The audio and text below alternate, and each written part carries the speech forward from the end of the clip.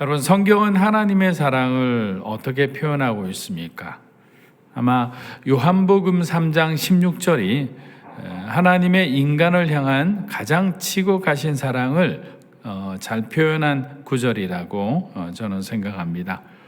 독생자 예수, 하나님의 유일하신 그 아들을 죽이시기까지 하나님은 자신이 창조한 인간을 끝까지 품고 사랑하셨습니다. 예수님의 성육신과 십자가의 죽음은 하나님의 사랑이 저와 여러분에게 나타나는 가장 큰 증거이자 가장 확실한 사건이었습니다. 우리 로마서 5장 8절 말씀을 한번 읽어보겠습니다. 우리가 아직 죄인 되었을 때 그리스도께서 우리를 위하여 죽으심으로 하나님께서 우리에 대한 자기의 사랑을 확정하셨느니라. 자, 여기 보니까 우리가 아직 죄인 되었을 때, 여전히 죄인 되었을 때 하나님은 예수 그리스도를 보내주신 거죠.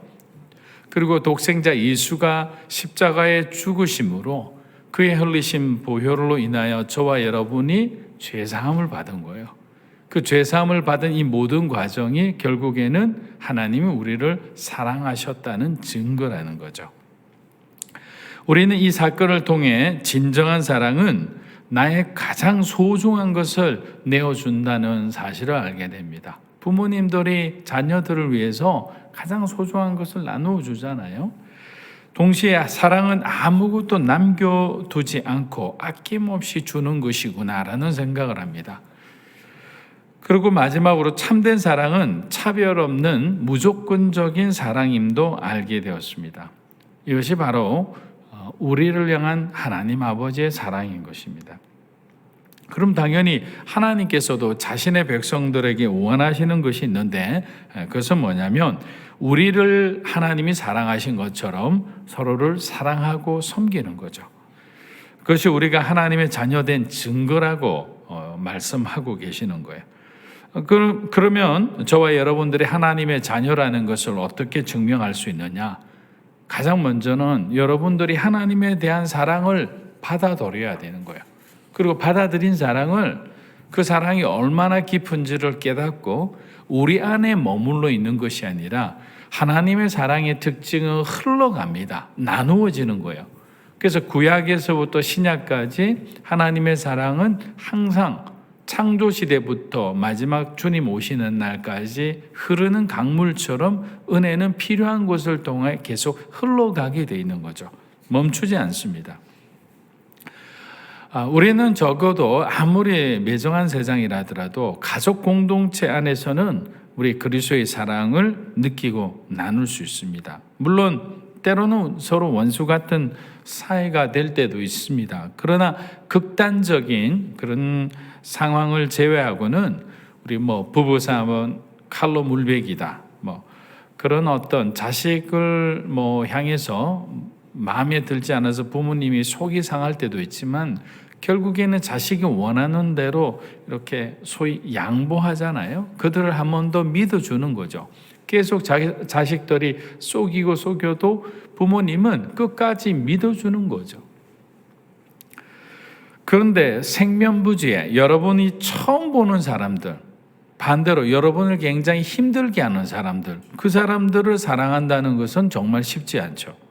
왜냐하면 우리의 사랑은 선별적으로 나한테 호의적인 사람한테는 또 호의적이게 되고, 적대적인 사람한테는 어떻게든지 그 사람을 배제하려고 우리 마음에 그런 본능들이 있어요. 우리 교회도 이제 코로나가 끝나면 복음 전하러 가로수길부터 시작해서 우리가 정말 가고 싶었던 그런 시골에 있는 작은 교회, 그 작은 마을을 섬기러 이렇게 성경책 들고 기타 메고 그렇게 나가게 될 겁니다.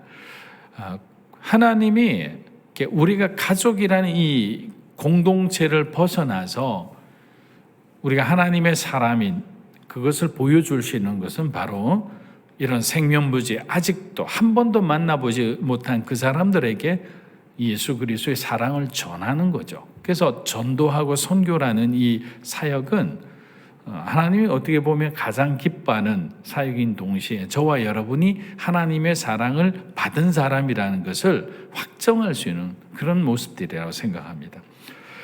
처음에는 의무감하고 사명감으로 하게 되죠. 처음부터 그냥 자원함으로 하는 분들 없어요. 그런데 어느 순간에 그 하나님의 사랑이 여러분의 마음에 사무칠 때가 있어요. 갑자기 하나님이 너무 그리워지고 정말 내가 하나님을 위해서 살아야 되겠다라고 이렇게 은혜 받을 때가 있거든요. 우리는 그걸 은혜 받았다고 그러잖아요. 은혜 받으면 사실 아무것도 보이지가 않아요. 아무것도 아깝지가 않아요. 저도 청년 시절 보면 저뿐만 아니라 정말 불같이 헌신하는 사람들을 많이 보았어요. 청년부 당시에 제가 이제 어떤 청년 공동체 청년 회장으로 있을 때 같이 있었던 사람은 아우리치를 여름에 4군데 5군데를 다녔어요. 왜냐하면 리더십이니까 여기도 가고 저기도 가고 같이 다 가줘야 되거든요. 그런데 그 시간을 위해서는 상당한 헌신과 희생이 필요합니다. 우리가 하나님 앞에 많은 걸 드렸다가 아니라 평범한 생활에 지장이 될 정도의 시간의 헌신과 몸의 헌신이 필요한 거예요. 그런데 하나도 아깝지가 않는 거예요. 여러분 은혜 받아보세요. 은혜 받지 않으면 자기 중심으로 살아갈 수밖에 없어요. 여러분의 것이 너무 아까워요. 이걸 어떻게 하나님한테 드려? 교회 헌금하는 거, 여러분이 교회 와서 말씀 공부하는 거, 교회가 아우리치 가고 시골에 가서 어떤 농활 같은 거 한다고 모집을 하면 여러분의 지금 바삐 있는 내가 직면한 내 삶의 현실이 너무나 중요한데 어떻게 거기는 한가한 사람들이 가는 거야. 나는 세상에서 열심히 해서 하나님 앞에 헌신할 거야. 다 거짓말입니다. 시간이 주어져도 헌신 안 합니다. 돈 벌고 난 뒤에 헌금 많이 하고 돈 벌고 난 뒤에 봉사하겠다는 사람, 돈 벌면 그 다음에 더 큰 돈을 벌기를 원할걸요. 우리 욕망은 멈출 줄을 모릅니다. 사도 요한은 요한일서 3장까지 이 결론을 이렇게 내립니다. 그리스도인으로서 우리들이 가지는 확신, 이 확신이 있어야지 선교도 하고 전도도 하고 봉사도 하고 섬김도 하잖아요. 그런 확신이 없는 사람은 하나님의 사랑에 대한 확신, 그리고 하나님 사랑을 받은 그리스도인으로서 확신이 없는 사람은 크고 작은 모든 상황 가운데서 항상 흔들립니다. 중심이 없어요.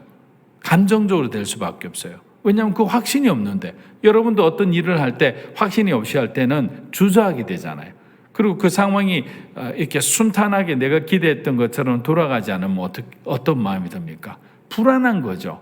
그러면 자꾸만 다른 선택, 긴장된 상황에서 일을 하니까 실수도 하기 쉽고 어떤 관계 안에 어려움이 생길 수도 있고 이런 거예요. 그게 다 뭐냐면 내가 그리스도 안에서의 그리스도인으로서 정체성이 분명하게 잡히지 않을 때, 내가 하나님의 사람이라는 인식이 약할 때, 교회는 다니고 열심히 기도하고 봉사는 하는데 그리스도인으로서의 정체성이 불안해질 때 나타나는 현상들인 거죠. 그래서 요한은 이렇게 이야기하는 거죠. 우리 안에 내주하시는 성령님의 그 역사하심을 따라서 우리가 그리스도인이라는 것을 알게 된다, 깨닫게 된다는 거죠. 우리 스스로가 뭔가 우리 자신의 영적 정체성을 찾으려고 노력을 해도 우리 스스로는 찾을 수도 없고 알 수도 없다는 거죠. 성령 하나님이 도와주셔야 되는 거죠. 그런데 여기서 한 가지 문제가 있는 거죠. 어떤 문제가 있었냐면 이 참된 그리스도인들만 성령님의 이 정글을 구하는 것이 아니라 이 교회 몰래 들어온 이 거짓 선지자들, 이 교사들, 도덕 폐기론자들, 유대 율법주의자들, 이 영지주의자들, 이런 사람들도 똑같이 성령님을 이렇게 덜먹이면서 자기들이 마치 신령한 사람처럼 성령님, 하나님하고 아주 신비로운 교통을 하고 있는 사람처럼 그렇게 말을 하고 다니는 거죠. 그래서 4장에 들어오자마자 요한이 말하는 것이 영을 분별하라 그러는 거죠. 많은 사람들이 있지만 가짜들이 있다는 거죠. 교회도 마찬가지고 어떤 사회에도 마찬가지고 진짜가 없는 거죠. 그래서 올해 2021년에 믿음으로 사는 교회 영성 캠페인 첫 번째가 진짜가 됩시다라는 거예요. 왜냐하면 저 안에도 여러분 안에도 가짜의 성품이 너무 많아요. 가짜스러운 행동이 너무 많아요. 그래서 이 가짜를 빼면 정말 참다운 능력 있는 크리스찬의 삶을 살아가는 거죠. 그런데 이 어떤 외식하고 위선적이고 어떤 우리가 잘 감추어진 이런 잘못된 것들을 우리가 씻어내거나 우리가 어떤 이 옷을 우리가 벗지 않으면 우리는 포장된 가운데서 하나님의 은혜를 받지 못하고 그리스도인으로서 마치 확신이 있는 사람, 믿음 좋은 사람처럼 행동은 하나 아니 마음 안에는 텅텅 비어 있는 외롭고 쓸쓸한 사람이 되는 거죠.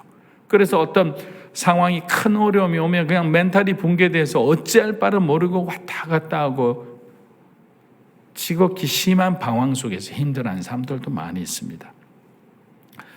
지금 수많은 주장들이 있지만 그 중에는 가짜들이 많다. 그러므로 누가 진짜이고 가짜인지를 너희가 먼저 잘 분별해야 된다라는 게 바로 사도 요한이 얘기했던 가장 중요한 것들이었던 것입니다. 자, 우리가 그러면 요한일서 우리가 4장 13절 우리 한번 읽어보겠습니다. 하나님께서 우리에게 성령을 주셨습니다. 이것으로 우리가 하나님 안에 하나님께서 우리 안에 계시는 것을 자, 이 말은 뭐냐면 이제 4장 중반부터 그리스도인으로서 우리가 어떻게 확신을 가질 수 있는가 이 확신의 증거를 요한이 제시를 하는 거예요. 그래서 첫 번째 증거로 방금 우리가 읽었던 이 4장 13절처럼 성령님이 저와 여러분 안에 계시다는 거예요.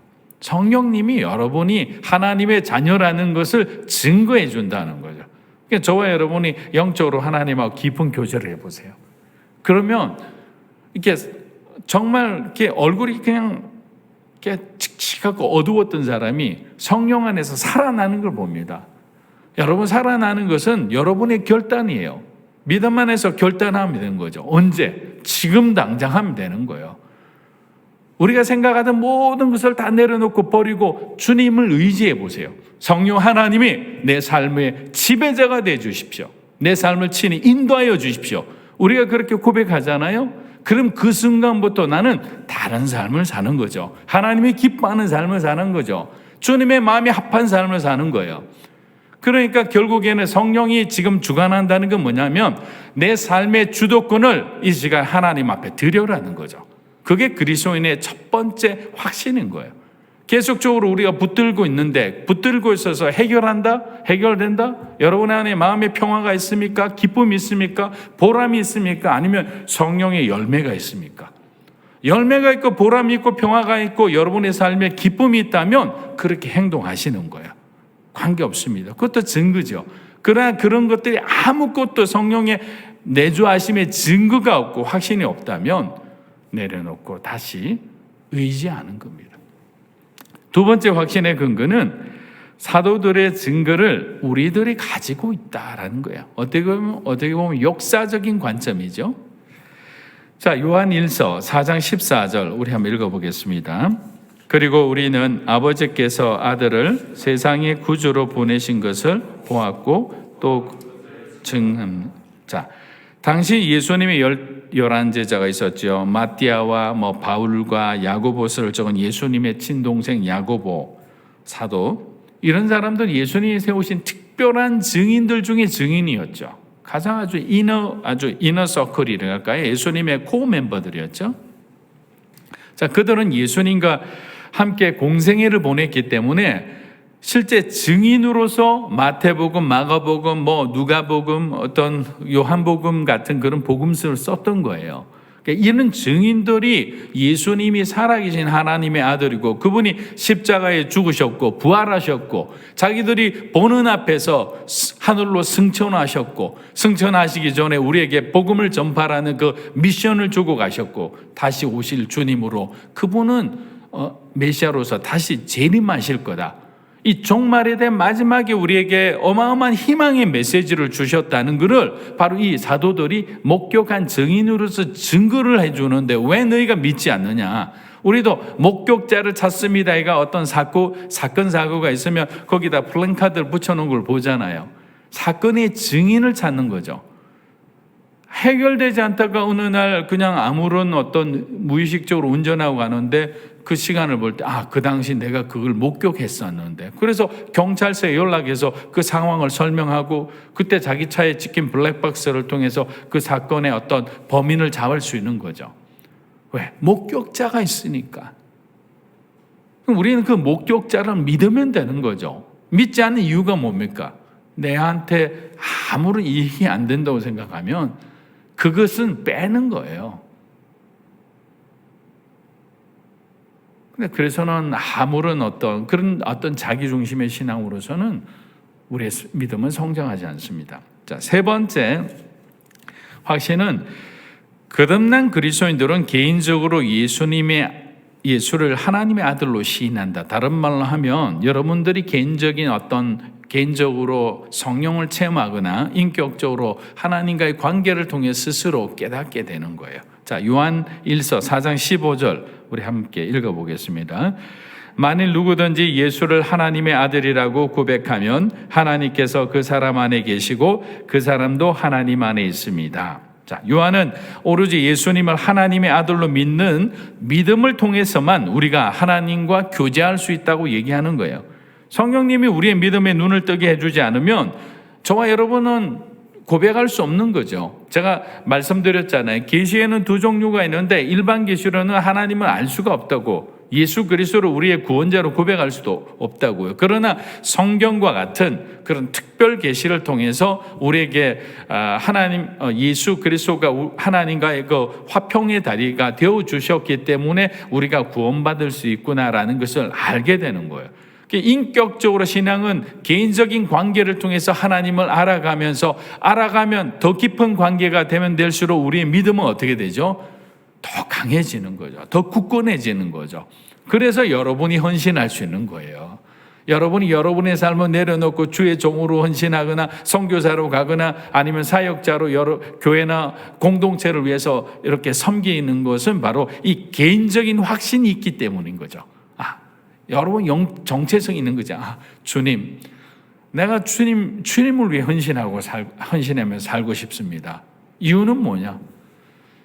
나를 위해 예수님이 죽으셨음을 내가 깨달았습니다. 죄인이 구원받았는데 이 땅에서 내게 남은 시간을 하나님 나라를 섬기며 사는 것이 내 인생의 가장 큰 보람인 것을 가족들과 회의 가운데 결정하게 되었습니다. 이렇게 온 가족이 그래서 어떤 선교지로 지방으로 낙도로 가서 어렵고 힘든 그런 사람들을 도우며 사는 분들이 많이 있는 거예요. 이게 바로 세 번째 개인적 확신, 하나님을 만난 사람들이라는 거죠. 그렇기 때문에 여러분들도 만약에 하나님을 개인적으로 만난 그런 경험이 없다면, 어떤 형태의 성령 체험이라도 없다면 여러분들이 하나님 앞에 기도하십시오. 하나님을 더 깊이 알기 원합니다. 자, 네 번째 확신의 근거. 자, 네 번째 확신의 근거는 하나님의 사랑을 체험하는 겁니다. 자, 우리 요한일서 4장 16절에서 17절만 한번 읽어보겠습니다. 우리는 우리를 위한 하나님의 사랑을 알고 또한 믿었습니다. 하나님은 사랑이십니다. 누구든지 그 사랑 안에 거하는 사람은 하나님 안에 있고 하나님도 그 사랑 계십니다. 이렇게 하나님의 사랑이 우리 안에서 온전히 완성되면 우리는 심판날에 담대함을 갖게 될 것입니다. 이는 그리스도께서 이 세상에 사신 것처럼 우리도 이 세상에서 그렇게 행하기 때문입니다. 수요 예배 때 내 인생을 변화시킨 한 말씀에 대해서 제가 어저께 말씀을 나누었습니다. 우리도 우리의 신앙이 한 단계 더 점프하려면 반드시 성령 체험이 필요해요. 말씀 체험이 필요한 거죠. 여러분이 인생을 변화시킬 수 있는 그 말씀, 레마의 말씀을 우리가 받게 되면, 이 하나님의 사랑을 말씀으로 받게 되면 그것처럼 우리가 감동스러운 게 없을 거예요. 이 말씀을 통해 하나님이 나에게 필요한 말씀을, 나에게 붙들 말씀을 주셨구나라는 생각을 하면 그 눈앞에 보이는 게 무엇이 힘들겠습니까? 무엇이 두렵겠습니까? 그 말씀이 헤쳐나가는데 우리는 그냥 뒤따라가면 되는 거죠. 그런 체험이 필요하다. 그렇기 때문에 은혜를 맛본 사람은 두려움이 없다는 거죠. 우리 14장 18절처럼 사랑 안에는 두려움이 없다고 그랬습니다. 하나님을 향한 온전한 사랑, 하나님이 우리에게 보여주신 그 사랑은 우리로 하여금 두려움을 내쫓는 거죠. 불안함을 내쫓는 거죠. 오히려 당당하게 그냥 지금 현재 내가 막 붙들고자 하는 그것을 계속 쳐다보고 있으면 우리 마음이 불편해질 수밖에 없어요. 왜냐하면 지금 내 것이 아니기 때문이에요. 그런데 그 가운데 여러분이 그냥 내려놓고 하나님의 주권을 인정하고 지금까지 내가 이렇게 사는 것이 하나님의 뜻이라고 생각했다면 때로는 하나님께서 새로운 방향에서 더 귀하게 쓰실 수 있는 거예요. 그런데 내가 어떤 방향을 설정해 놓고 그것을 놓고 기도하면 그 상황이 변화되지 않으면 그 상황이 변화되지 않는 곳에 우리는 그냥 딸려가서 불안해지는 거죠. 내려놓는 겁니다. 완전한 위임을 할 때 우리는 완전한 자유와 평안을 누릴 수 있는 겁니다. 자, 마지막 5번째 우리 읽고 마무리하겠습니다. 그리스도인의 확신은 우리가 서로 형제를 사랑하는 모습을 통해 알 수 있다라는 겁니다. 자, 요한일서 4장 20절 읽겠습니다.